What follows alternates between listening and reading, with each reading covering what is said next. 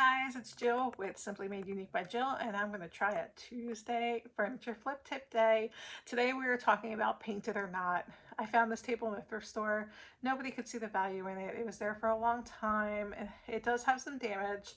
And I'm going to tell you why, even though the critics would tell me not to paint it, that I am going to paint it. I think I'm adding value by painting this piece, and I'm going to show you in this short video exactly why. So if you're a furniture painter and people tell you not to paint something, don't get discouraged. At this point, it's your piece of furniture. Do what you want with it. I have a lot of success in selling pieces of furniture that are painted, and it's what I love to do. And I'm not worried about what other people are going to tell me about it. So today we're going to be talking about whether you should paint a piece of furniture or not, because there's going to be people out there that always tell you not to paint something. This table here I found in a thrift store. It was half price. And that meant it sat there for quite a few weeks because somebody didn't see the potential in it. It's a beautiful table, but it has a lot of flaws, and I'm going to show them to you and why my decision is to paint this piece of furniture. I paint a lot of pieces of furniture, and I've never had somebody look at a painted piece that they bought from me and said, you should have left that original. They love the painting. This is, again, it's something I found at a thrift store. It has no sentimental value to me. It was not passed down through my family, and apparently whoever's family it belonged to, they brought it to a thrift store. So I'm going to show you why we're painting it.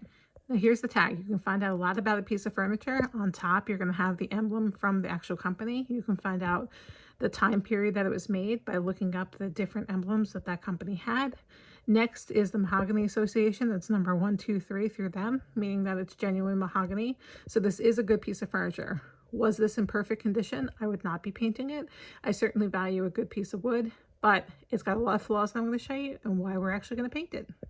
Okay, right here is a piece of veneer that's missing that covers the end of the wood.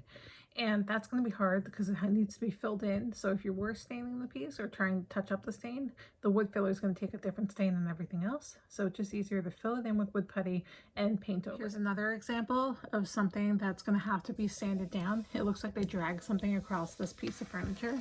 So at this point, you're going to have to sand this whole thing down. It looks like there's something spilt on here. And once you sand this down, you're going to have to strip and sand the entire piece. So we're just going to sand down the spots we need and paint. This table has some beautiful detail. However, there's little pieces missing that are going to have to be filled in. You could see it right there. And again, we're going to come up to that problem of the stain not matching, but paint will match just fine. This piece also has a leather top that, as I go over it, you can see has a lot of flaws. It has some discoloration. It had some divots in it. It's got dark spots here like they put something hot. It's got scratches, and there's no way to really refinish a leather top like that.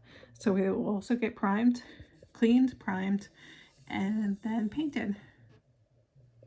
Can't wait to show you the final project. So even though from afar, this looks like a pretty flawless table, you can see that it has a lot of flaws.